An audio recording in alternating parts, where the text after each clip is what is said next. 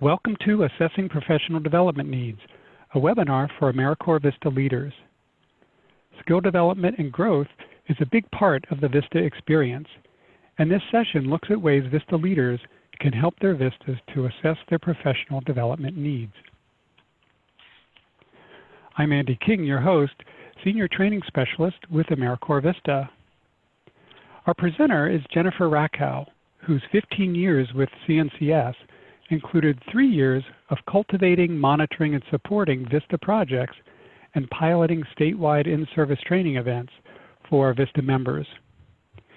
Jennifer herself is an AmeriCorps alum, having served as a team leader with AmeriCorps NCCC. And in her current work, she designs and delivers training and coaching on a wide variety of topics, and she considers any day that includes supporting national service to be a good day. Welcome, Jennifer. Thank you, Andy. I'm excited to have this opportunity to share practical tools with you. In my corporation state office, my VISTA leaders were the critical link between our largest VISTA projects and our office. Because they knew their VISTA's strengths and skills, we responded to a host of challenges, from racism to Hurricane Katrina, and got great work done. My goal is that today's resources help you and your members successfully meet the challenges you face today and in the coming months. Every good training starts at the results. Today's results for you include understanding the cycle of assessing VISTA's professional development needs and how to support your members as they identify, prioritize, and plan their learning. By the end of our time today, you'll be able to define that cycle of support for VISTAs, describe how to use tools to facilitate member skill assessment, and to provide support to VISTAs in planning their professional development. Before we move into the presentation, I want to give you a challenge. What are some professional development resources you would recommend to VISTA members? We're going to do this a little differently from our other webinar activities. Andy created a thread in the Leader Open Space Forum on the VISTA campus to gather your best ideas on professional development resources. I've preloaded a few suggestions in there to get the ball rolling, and I invite you to share resources that you have found particularly useful for your own professional development, or those resources that you think VISTA members could use to develop skills, knowledge, and abilities. I'd like to see how many resources we can pull together over the course of the next week. You'll see the link in the chat that goes directly to the discussion thread. We'll also post it again a little bit later. The best part about these resources being on the campus is that you can continue to add resources long after this webinar and go back to the forum to see the resources added by others. And if you subscribe on the campus, you'll get notified when new resources are added. So what is professional development? We sometimes hear about it in different contexts, and you probably know it has something to do with getting better, building skills, learning. Let's see a formal definition. So we'll use this definition that comes from Business Dictionary. Professional development is a process of improving and increasing capabilities of staff through access to education and training opportunities in the workplace, through outside organizations, or through watching others perform the job. There it is, improvement through different kinds of learning. Andy? All right, so now that we know what we mean when we say professional development, let's get you to share your thoughts about why professional development matters for your VISTAs. So for this activity, we will use the chat panel. And before you send your comment, please be sure you've selected all panelists and attendees. Otherwise, your colleagues won't see your genius idea. So again, the question is, why does professional development matter for your VISTA members?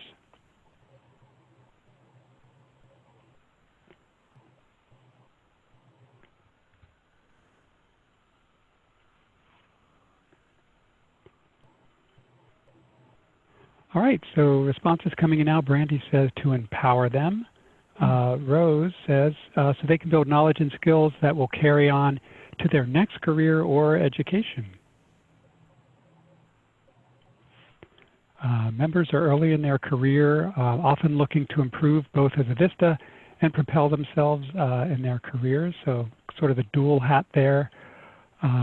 May be able to complete their objectives in their VAD. Absolutely, we want them to succeed in their year. Increased dedication to the mission, right? Help them see that their assignment is important to them as it is to the people that they're serving. Improving themselves, they can teach back to others. Yeah, and one of the big values of serving a year as a VISTA is that professional development, right? That professional growth.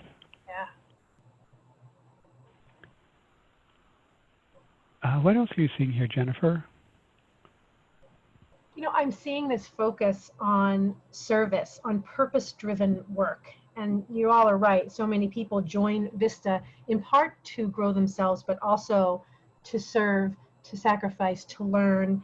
And members want to grow. I think we're going to talk about that on the next slide. Why don't we go ahead and do that, because you all are spot on. So there's no surprise to any of you. Your members want to grow, and most people know that they have something to learn, right? When you talk about it, as you just have, as building knowledge, improving skills, empowering, building toward your next career move, they're usually interested. And this ties to the folks who are commenting about dedication to the mission as well as to their individual assignment, right? So these stats in front of you are from a Deloitte study in 2014, and they talk about creating irresistible organizations. And opportunities for professional growth are a huge part of that formula. So more than 2/3 of millennials are looking for their workplaces specifically to offer professional development. So if your members are under 35, it's one of their top 2 drivers of workplace engagement. And it is because of what you said, right? It's that dual, I want to grow myself into my career, and also I want to do my work really well. And in this age of remote work, we need to sustain and increase engagement, and learning opportunities are a great way to do that. There's a lot more to this study, so our producers, Mike and Jeff, are going to paste the link into the chat so you can read the full study later. But beyond the individuals, you all lead teams. So here are a few notes on how much better teams do when a leader sets a tone of supporting their learning, providing tools, listening to members' challenges and interests, advocating, helping them think creatively about meeting their goals. It'll look like members supporting one another and supporting you, offering their time and talent, and ultimately doing a better job for the sponsor and the community. The most thorough study I read about team performance in learning culture included 426 organizations, and it showed that first, they are 92% more likely to develop novel processes, which is so crucial to building the sustainable organizational capacity that VISTA strives for. They were also 52% more productive and 1/3 more likely to get high marks from their customers, or as we call them, partners and beneficiaries, right? So again, we see these higher engagement and retention figures as well, 30 to 50%, which makes sense. I'm gaining skills, my team leader supports me, I'm feeling good in this job, I can do it. So I put more into it, and I'm more likely to stay. Today's webinar will give you the structure and tools to add professional development to what VISTA headquarters provides, creating an awesome team. Through VISTA, your members already participate in a standard orientation, and they can access content on the VISTA campus and the monthly webinars. Supporting your members' professional development means ensuring they have relevant, attainable goals and the resources to get there. Practical tools, ongoing communication that builds and maintains trust, and opportunities to share skills and to build community. Finally, your members need choices about their development, from defining gaps and goals to deciding how to meet those needs. As the leader, you're demonstrating what you want, that you want to have these conversations, that you encourage learning. Now look at the bold words on the slide. Ongoing, trust, community, choices. They're intentionally positive, growth-oriented words, and I hope you'll model it by choosing something you'd like to learn or improve. So let's dive in. We're going to talk about professional development as a cycle with 4 steps. In this session, we will focus on the first 3: identify, prioritize, and plan. The first step is to identify the skills to be developed. So the question is, what skills does each member need to develop in order to achieve the outcomes on their VAD? Some are more obvious than others. The next step in the professional development cycle is prioritize. Once a member has a list of skills they could work on, the next steps are to check that improving those skills would in fact help them reach their goals professionally and in terms of personal growth, and get the list down to the most important 1 or 2 skills to start. Attacking more than 2 at a time can be pretty overwhelming. The third step in the cycle is plan. What kinds of things can you do in order to learn? So many of you probably know that there are different learning styles for adults, and there's actually a good article on what those are and what that means on the VISTA campus. And we will put the link to that article into the chat as well, because we're not focused on learning styles today. There's also a body of research that tells us people do most of their learning, and arguably most of their learning that sticks, while they're on the job. And I'll tell you what that means for planning professional development in just a little bit. The final phase is learning. This is the action phase, where the learner is implementing the professional development plan that was created in the plan step. And as the leader, you're checking in with the members on how their plans are going, helping them clear obstacles, listening to what else is coming up for them as they learn, and pointing to additional resources or suggesting another method if they get stuck. To be clear, you are responsible for helping your members identify, prioritize, and plan to address their needs. You're not expected to research all the resources and provide all the training, coaching, and mentoring, etc. As I mentioned earlier, this session won't cover this learn step, but watch for another webinar on this topic in the coming months. So you'll notice that this is a cycle, and I've said that word a few times, rather than a list of steps. New ideas, interests, needs, relationships, and talents almost always emerge during this process. So urge your members to jot those things down. They might be the first step to identifying the next skill to develop, or helpful to another member of your team. Members, especially those who enjoy learning and have a good experience the first time around, are often motivated to keep going, and so the cycle repeats. Now that we have the framework of the cycle, let's look at 4 approaches to implementing the first 3 steps, and then a tool for each. So now that you've seen the cycle, you might be wondering, how would you approach implementing it with your team? I'll briefly mention 4 possible approaches a VISTA leader could use. One approach would be to provide your VISTAs with this model and a tool. Heads up, we're about to give you the tool. And let them work through the cycle on their own. You might have individual conversations to support VISTAs when they need help, but this would be a self-assessment approach. And if your team is large, you might need to go largely in this direction. A variation on the self-assessment approach would be to have your VISTAs first work independently on a self-assessment and then go through it with a partner to share ideas. A partner approach builds some accountability because people don't like to let down their partner. It's flexible because only 2, maybe 3 people are involved. And it's often easier for people to admit what they don't know in this setting rather than in a large group or with an expert.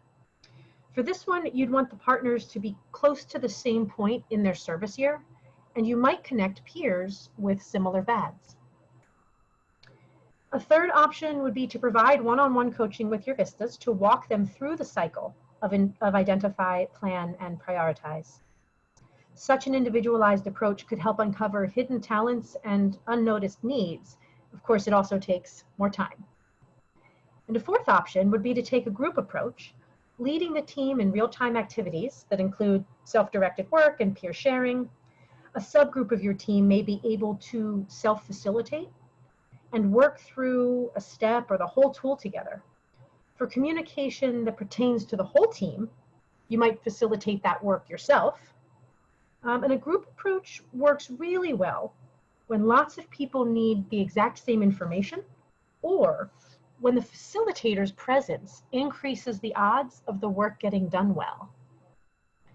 All four of these approaches can be used in person or virtually with the tool I will be sharing with you in this webinar. There are tons of complicated models and tools for assessing training needs and development needs and creating comprehensive professional development plans. Usually they're designed for companies to do a multi-year implementation with tons of money and a big HR department. So for VISTA, I developed a streamlined 3-part tool. It's easy to use, easy to access and share across devices, and doable, most importantly, during a term of service. It's in standard Microsoft Office, so many people can do it right on their phones, which is especially important in certain service areas. And you can download the tool if you haven't already, using the link that is in the chat. Thanks. Oh, they already reposted it. They are ahead of me. I love it. So now let's dive in more deeply to each step. First, identify. During this first step, each member looks at what they are supposed to achieve according to their VAD to help determine what skills they need. A member who's been serving for a few months or more probably has a good sense of the skills they're already using a lot and those they wish they had or could improve. If you've been serving as a leader for a while, or you were a VISTA on the project before becoming a leader, you likely have a lot of insight, not just from the VADs, but also from feedback from members and those who interact with them.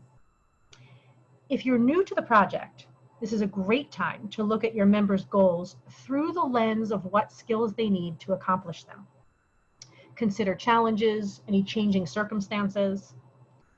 When you open the self-assessment tool we just shared, the one in the chat, you'll see directions and examples of skills on page 1 after the cover page, followed by space that members can use to list up to 6 important skills. So let's take a look at that first section of the tool. So this screenshot is the part of the tool that lists 4 types of skills to consider. There are work or technical skills, self-management or personal growth skills, competencies or transferable skills, and finally, leadership skills. To help your members brainstorm, the tool itself lists half a dozen examples of what could fall under each category. Right under those broader topics, there are a few examples of specific skills that are fairly common across VISTA, and we'll get to those on the next slide, hang on. And then there's a blank fillable chart. The skill categories help people talk about the type of development they want or think they need, and there's plenty of room for you to add and get specific. So remember the 4 approaches. You could ask your team members to complete the chart individually, in partners, or in any configuration that makes sense. Maybe you want to do it by site, VAD focus, where they are in their service year, and remember that you don't have to personally facilitate the whole process. No matter how you orchestrate it, I'd always include this one question. What additional skills do you have that will help you achieve your VISTA goals? Because you will never know what you'll get. So continuing with identifying skills, as promised, here's a screenshot with VISTA-specific skill examples. Heads up, don't get stuck on which category a particular skill belongs in. Some may fit into more than one category. This part of the tool is meant to help with the brainstorming, to bring skills to the surface. So you may think of something as a leadership skill, someone else would consider it more of a personal or self-management skill. That's fine. The important thing is to identify at least a couple of skills in each category. So technical work skills and competencies or transferable skills, sections A and B there, are the kinds of skills most people think of immediately. Many of them will be obvious, even written into the VAD. For example, you know the ways each member needs to communicate with the community. You also know the issue area of focus and roughly how much depth of knowledge a member needs to be credible and build systems and services that will actually work. In the list on the screen, a few examples of the work or technical skills there are using a customer relations management system for fundraising and learning to analyze curricula. A couple examples of competencies or transferable skills are public speaking, designing surveys. Identifying skills that fall into the self-management or personal growth area will involve a deeper understanding of the work and deeper familiarity with the individual member. The same is true for leadership skills. They might not be stated in the VAD, so it involves some exploration to identify them. A couple of examples of self-management or personal growth skills you see on the screen are navigating conflict and becoming more resilient to change. And leadership skills include designing a plan to serve a new community and building relationships remotely. Andy, let's hear from the leaders. Sure thing, Jennifer. So we just saw the 4 categories of skills: technical skills, transferable skills, personal growth, and leadership skills, and some examples of each. So thinking about your VISTA members and what they are expected to accomplish in their VADs, what are some skills that you're already aware of that your VISTAs will need to develop? So again, we'll use the chat. Make sure you are selecting all panelists and attendees so that everybody can see your idea, and let's bring them on. All right, so already we're seeing professional communication skills. The ability to ask the right questions. Here's one, volunteer management, very particular technical skill for, particularly for VISTAs. Communication, learning how to communicate thoughts and ideas effectively. Flexibility, that's one of those bonus characteristics perhaps. Grant writing, working virtually, resilience, we talked about that last month, I think. Professional skills, self-care, yeah, it goes along with the resilience piece. So there's things like recruitment and grant writing, program sustainability, and then more on the personal side, serving a new community, confidence, organization skills, communication skills. Yeah, so some common themes here around some of them very broad and applicable to many different VISTAs around things like communication and problem solving. And then some are maybe very specific to a particular role. Right. So a nice mix there. All right, looks like we've got most of them in. Feel free to share more if you still have them, but Jennifer, ready to take us on to step 2? I am, and I really appreciate that you all listed skills across those 4 categories, a couple of which are going to come up in the examples we share shortly. So y'all are on point again. The next step is prioritize. At this point, you'd have the first part of the tool completed with a list of up to 6 skills, among them no doubt some that you just listed in the chat. Now you have to prioritize. So how do you choose? First, you want members to end up with just 1 or 2 skills to start, especially if they're more than halfway through their service. Then you want to gauge how skilled or proficient they are now compared to how skilled they need to be. You also want to make sure that improving those skills you choose will move the needle on their goals. And this is where thinking through how the skill applies to the VAD is critical. Again, if you want to download the tool to see more than the screenshots we could fit on the slides, the link is in the chat, because we're going to look at the next tool. This section focuses on step 2, prioritizing skills, and has an assessment sheet with a couple of examples filled in. So you see public speaking there, and also using a relational database. So I deliberately chose 2 different examples, one around communication and one a more technical skill. It has space afterward to assess up to 6 skills and their connections to the VISTA's goals, which you see in the right column. This member is building a sponsor's volunteer program capacity and needs to use the organization's existing customer relationship management system. So they need to know how it works at the admin level. It's a technical must-have skill. They've recorded the level of proficiency in the current and needed spots using the simple scale on the tool, where 1 means a person has basic proficiency and 5 means a person has expert or the highest proficiency. This member needs to be a 5. From a 4, that looks doable. Here's the leader level issue. If 2 members share this same VAD, they may be starting at different levels of experience. They almost certainly have different strengths and preferences. If one is an awesome systems administrator and the other is great at designing and editing forms, you can have them lead and support each other. They'll be happier and you'll get better results. So breaking down bigger goals by tasks can help.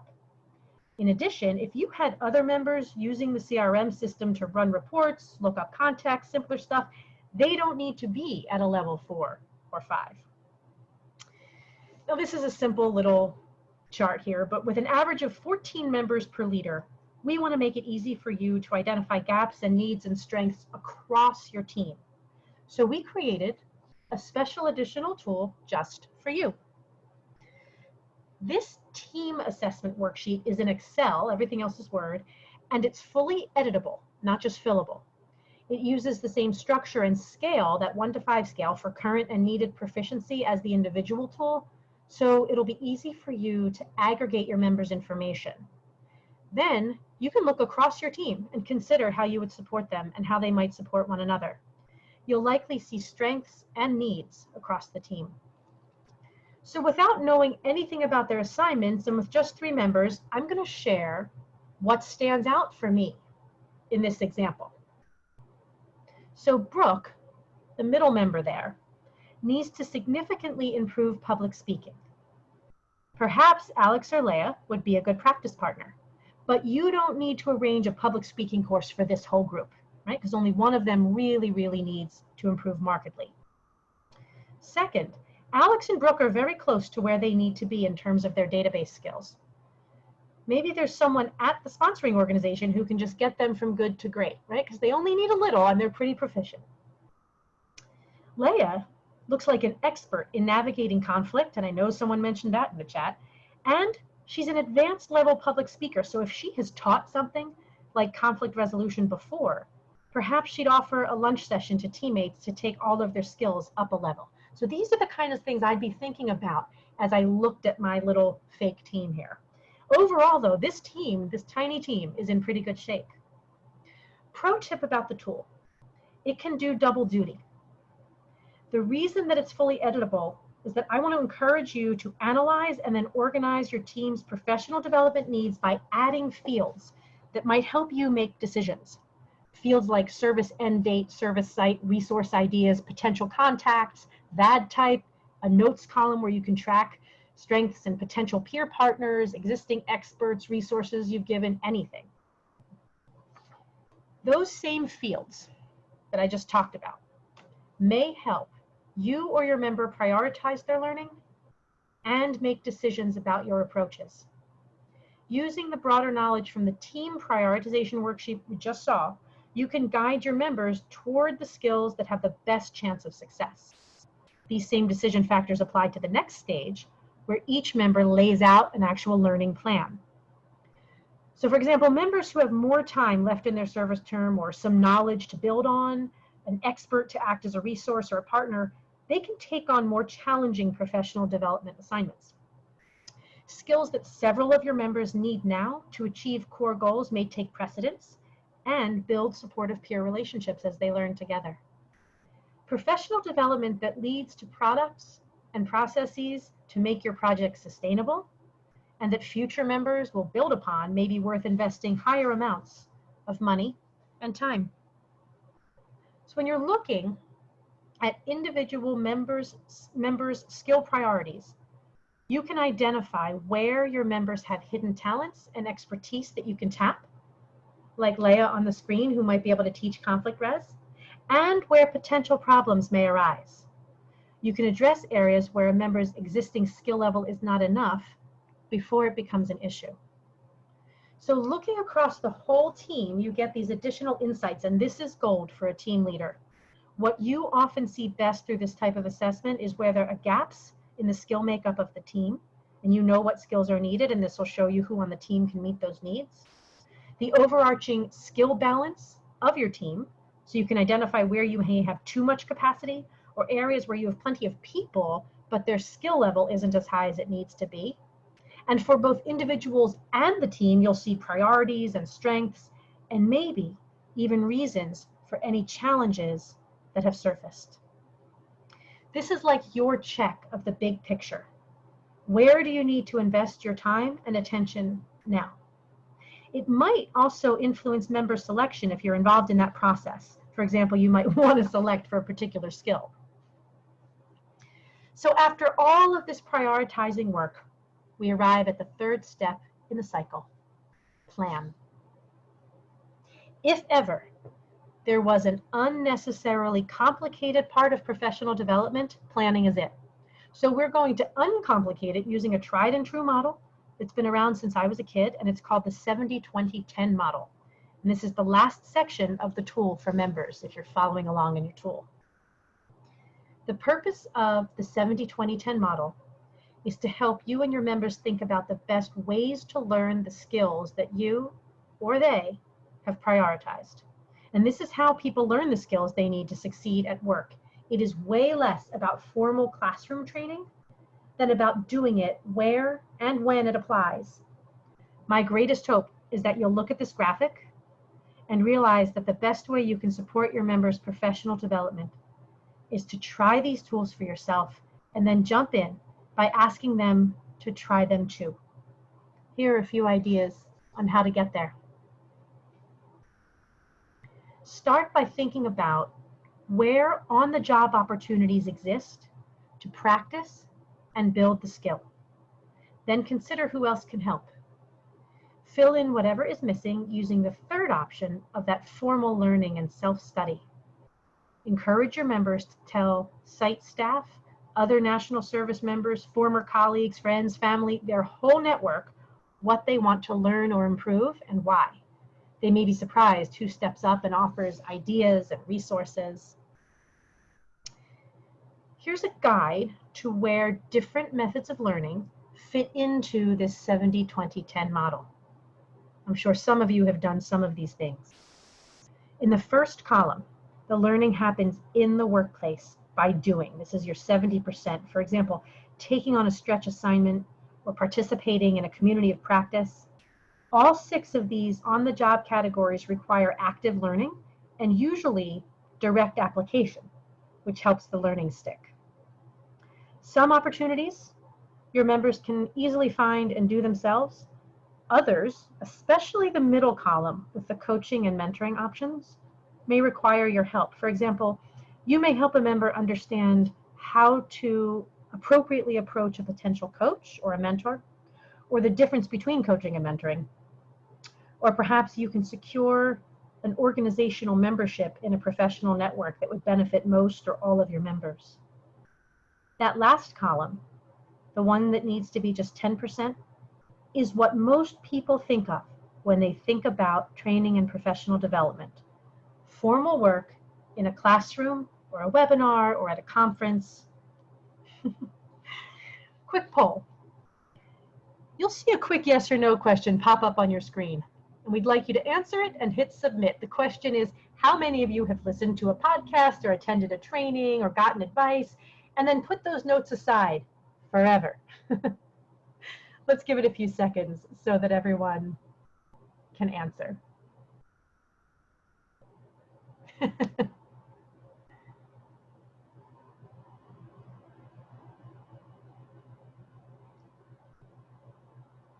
Yeah.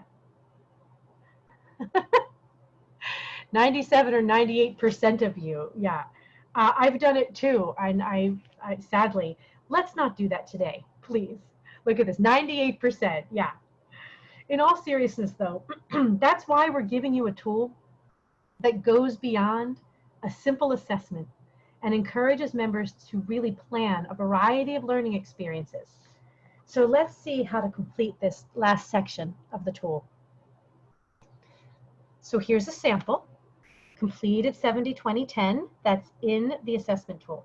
The download also includes a page with 2 blank charts, one for each skill. Remember, we're only doing 1 or 2 skills, and you can share that with your members. We talked earlier a little about the database skills, so let's hit something a little less tangible, and for many people, a lot more intimidating, public speaking. Many people hate it. I love it. Live or virtual. This is a common skill that VISTAs need, and almost everyone on earth can improve. I intentionally only used ideas in the example that could work online. Notice also that all these ideas are free of charge except Toastmasters, where I have noted their current fee, according to their website. Toastmasters also has solid resources about virtual meetings and other timely topics, and you'll find lots of things with fees also have a lot of freebies. I want you to see that this is doable for your members. For what it's worth, my favorite one is the first one. Have people film themselves presenting and then watch and then take notes, and they will immediately see all of the things that they need to improve. And it's lots of fun to do with a partner as well. Once your members have their plans, again, encourage them to share them. The more people who know what they're working on, the more opportunities and support will come their way, and the more likely they are to keep at it. Andy, how about one more chat? They've been doing great with the chats. Sure. So this one is, what kinds of on-the-job training have you used with your VISTAs, or maybe you've experienced yourself? So we kind of want to get examples of, out-of-the-box thinking, not the formal training, but really the on-the-job kind of learning opportunities that either you have experienced or that's being used with your VISTA members. And again, we're using the chat for that. Again, double check that you're sending to all panelists and attendees so that everybody can see your response. Yeah, and they're coming in now. We've got motivational interviewing, role playing, and shadowing. Yay. Yeah, shadowing a couple times. Let's see, I was able to shadow my ED on a meeting last week. Yeah, that's great. You're kind of learning by example, watch someone else doing it. Working collaboratively, setting up meetings to specifically learn new skills. Let's see, a new communication and channel network. So I'm guessing there's some self-directed learning opportunities there. Definitely public speaking. Using the step up, step back model in, I guess, in meeting facilitation and participation. Anti-racism training. Yeah, that sounds like a formal training. Let's see. Build the resume, what to do after VISTA service. Daisha used the Life After VISTA guide during that training. Awesome. I think it's a pretty good resource there. Shadowing, right? We've seen that a few times now. Let's see, every day is on-the-job training in the services of poverty from what I have noticed. Yeah. Sabrina, great observation there. Oh, and Jed is offering team yoga.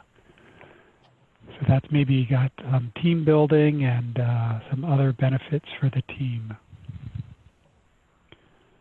All right, nice examples there. If you have more, keep sending them in. Jennifer, what did you notice from these ideas? A couple of things. I noticed there were a lot of active options, from role play to step up, step back to yoga. And I'm I loved Sabrina's comment about every day is OJT in this world, and it is. And I think that's part of what's so engaging about being in VISTA. I also noticed specific topics like anti-racism training, and I think I'm going to talk in a minute, but not now, about the golden age of information that is available to us on the most timely topics by incredible experts. And I also like the fun that I'm seeing, right? Scavenger hunts, different things. And little things are big things. That's the other thing I want to say, like that 5-minute VISTA spotlight. And I'm sorry, I didn't catch, oh, it's Maria, I see it now. That's a perfect way to practice briefing skills, which is a piece of public speaking, right? It's 5 minutes, which is actually a very long time for folks who are not used to public speaking. And if you can provide just a little bit of feedback, gently, privately, after a VISTA does that, they can improve by leaps and bounds, and it costs you almost nothing. So that's terrific. And it brings us directly to the final stage of the cycle, which is learn, which is when your VISTAs will put that learning plan with all of these ideas and more into action. You can point your VISTA to resources, and from the chat, I'm guessing you have quite a few. We're going to give you more. That could be its own webinar. So I'm going to squeeze in this one more practical bit. We really are in a golden age of access to high quality information at low or no cost. So you'll note that the ideas listed here are already in the resource challenge, thanks to Andy. He posted them there. Remember the resource challenge from, I don't know, a half an hour ago? So it will provide you a few examples of the kinds of learning that are out there.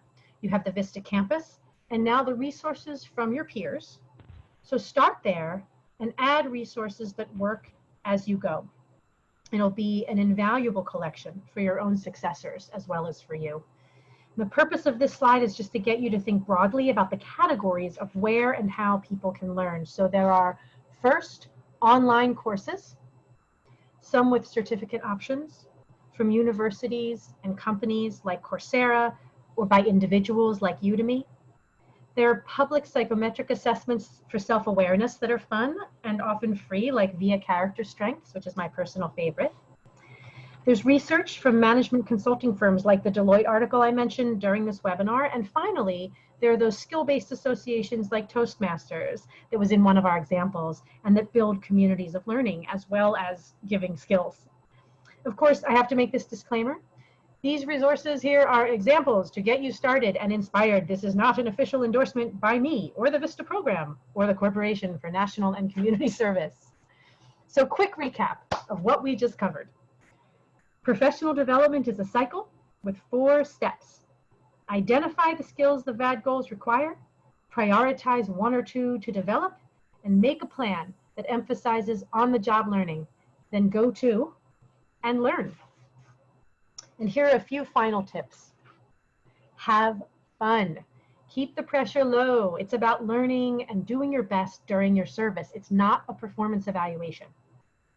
The tools are designed so that you choose how much you want to lead and how much you want to give your members to do and to lead, and then come to you for support. Third, the more everyone understands why you're doing this work and what's in it for them and for the communities they've pledged to serve, the better. Finally, if you work through the tool for your own professional development, you'll be able to anticipate your members' questions, and you'll be familiar enough with the content and the language to support them smoothly.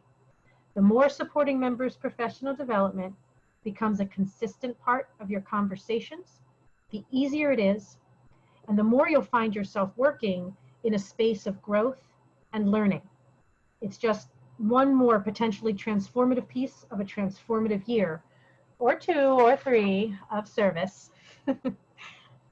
And now that you've seen the professional development cycle and seen a variety of skills VISTAs need, I hope you'll add to the resource challenge on the campus, which will live on beyond this webinar. You can hit the link in the chat to the Leader Open Space Forum thread where you can post resources you've found to be helpful. And I see a couple people have done that in the chat, which is fine. And hopefully Andy can copy them into the forum. And anything you found helpful or things that seem real promising for VISTAs, because the more resources compiled there, the better for all leaders now and into the future. And I added a few things this morning to the resource challenge just to get it going. And while you're there, remember to click to subscribe, and then you'll get notified when your colleagues respond. Back to you, Andy. Yeah, thank you, Jennifer. I love the resource challenge idea, so thank you for adding that. So we're at the end of the formal presentation now, and before we dive into what questions you may have, I want to invite you to complete a brief evaluation of this webinar. And I just want to say I read every one of the ideas and comments that you put in there. So if you have ideas for how to make these better, or if you have topics that you'd like to see on a future webinar, I'd love to see those. So the survey will appear in your browser once this session ends or once you exit the Zoom. The link is also there in the chat to the SurveyMonkey. All right, so now it's time for your questions. We're going to use the chat feature as well. Again, if you don't see the chat, just move your cursor to the bottom of the screen and you'll see the menu appear and click the chat icon there. Yeah, let's see what questions you have. I'll pause.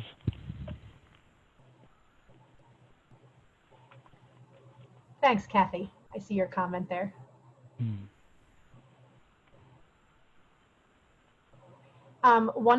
Kathy, one resource I added to the Leader Forum was the link to the CDC's modules around COVID, just in case you're actually doing that work. Those are free, and you might want to just check them out.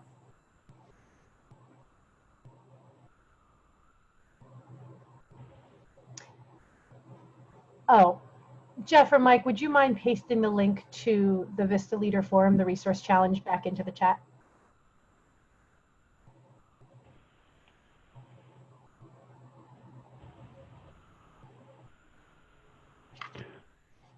All right, so we have a question that came in from Peyton. What if you have VISTAs that start at different times of the year, but they all have trainings together? How do we fit all of their needs in one setting? How do we fit all of their needs in one, what was the last word? Because I can't. Yeah, in one training. If you've got people who all start at different times, yet they're in the same classroom, how do you meet all their different levels of need? So I would do this assessment work first before you put them all into any kind of formal classroom, right? Because it will be very helpful for you to probably break them out into smaller groups. It could be by their time in their service, but the other thing to think about is if you have some folks who really have been serving for 7 months and doing this work and someone who's brand new, they might make a really good pair, right? So it's a little bit of succession planning and knowledge sharing.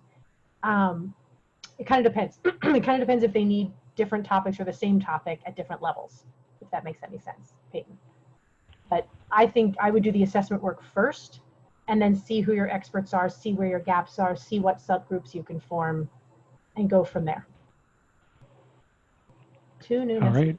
Trying to see them. Okay, there we and go. Peyton says, without a doubt. I hope that's helpful. Are the references the leaders are sharing available for members? Oh, Andy, that's a question for you.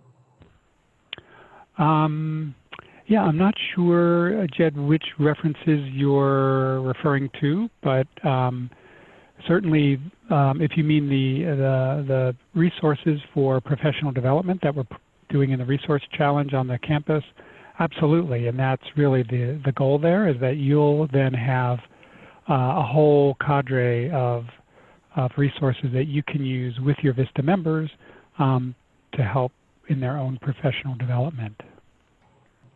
One thing we didn't cover about that I would love is if you have a VISTA leader coming in after you, if you can write up just even the briefest bullet points of what was really helpful given the work that the team is doing and who's in the middle of what, just so that new leader can hit the ground running with professional development, that's really helpful. Yeah, that's a great recommendation, Jennifer. It's that whole sustainability piece, you know, and the continuity, so that one leader transitioning to another, you know, doesn't really create much of a blip in the other team members. Yeah, you're saving that new leader quite the learning curve, but you're also helping your members not have a huge gap because you've already done this work or they've already done this work, and you know, you can pass it along. All right, so thanks to Jeff. We've got the links to the resources there in the chat. All right, so Ryan says, can you dig more into that leader-to-leader transition process briefly? Certainly. So I'm a big fan of what in the business world is called succession planning. Because VISTA leaders have a very defined term of service, you're going to start learning really quickly, and you're really busy, and you have 6 core roles, and this professional development thing is just one of them. So whatever you learn about community resources, training resources, any communities of practice that you start, any members who have taken on some stretch assignments and are moving up, or anyone who is struggling or stuck, I have found that when I take on a new position, if someone gives me just briefing notes, that is amazing. And you may not meet your successor. So you want, you'll close service and then that person will come in or whatever. There can be a delay, as we know. So if that person comes into your notes about the professional development work that's been done, or that team tool in Excel that we just showed you, where you're sort of looking at things and tracking, you will save that person, a month or two of getting up to speed on where things are and what resources are available, maybe what community organizations you've already partnered with who have offered you, your members, a slot in their free training on grant writing or whatever it might be. So it's passing along that knowledge in a simple, organized way to help your successor. Great, thank you for that recommendation. You got a thumbs up from Ryan as well. Oh, the link for the COVID CDC modules, Kathy, is in that leader forum. Andy, maybe my post didn't get approved yet. Maybe I'm not good enough. What do you think? No, it's there. I saw it. Okay. I checked it before we started. Kathy, it should be there. How would you recommend asking? And I'll try to put, how would you recommend, asking for professional development from your site? Mine doesn't seem to be super interesting. So with professional development there, Brandy, my hope would be that you can stay away from then maybe asking for formal, expensive, what people think of as training, because remember, that's only the 10% anyway, and look at how your VISTAs can help one another. You can start a community of practice, by the way, doesn't have to be complicated. A book club is a community of practice if you're reading about the right topic, and it's perfect, where people are reading and discussing. So I would start with, what can your members do? What do they need? So again, do this assessment work first that the webinar is about. Figure out what skills you want the members to focus on, and see what you can do that doesn't require a ton of money and time and mother may I from your site. Now that I don't work for the corporation, I think I can say that, right? Stephanie, I've started to create a transition binder in Google Drive for my VISTA leader role, which includes briefing notes. That's awesome. Everyone in the world should do transition binders for their successors. So Stephanie, I'm assuming you put that up as a best practice since it doesn't have a question mark. So I'll just say yay.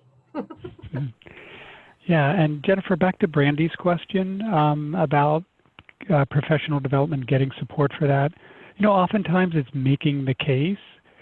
So tying specific skills that your VISTA members need and tying it back to their VAD and the objectives and deliverables that they're expected to attain during their year of service, and using that to make the case of why a particular training or particular professional development activity would be important for the VISTA members. And hopefully that will carry the day, and your supervisors will come on board with that. Okay, Kathy, I see that you're having trouble. I am personally posting the CDC link to what I'm talking about, so you can stop scrolling. I don't want you to have to multitask in these last few minutes. So it's right there. Hopefully you can see it. Did I choose all panelists? I did. Yes, Andy, thank you for that note about the site. And by the way, if you really want to make the case, the tool that we just gave you is a great way to do it, right? You're looking as a team leader, you're looking across your team, you have a process for identifying needs, and you're coming to them for ideas and support. Kathy, you're welcome. No worries. All right, so I'll put out one more call for questions. And if we don't have any more, then we've got just a brief little wrap up. Yeah, so let's go ahead and move on. Okay. And from the questions. And I want to thank you, our presenter, Jennifer Rakow, for all of your great content and ideas and experience that you've shared here. I also want to thank our production team at LSI, Mike Dietz and Jeff Banas, for all their support on the session today. And I want to thank you, all of you VISTA leaders, for participating and sharing your examples. We hope that from our time together, you're able to take away some strategies that you can use with your own team of VISTAs. Next month's webinar will build on this one by showing you how to conduct remote training for your VISTAs. That session will take place on Thursday, September 10th, same time, 2 p.m. Eastern. And that wraps this up. Thank you for joining us for this presentation.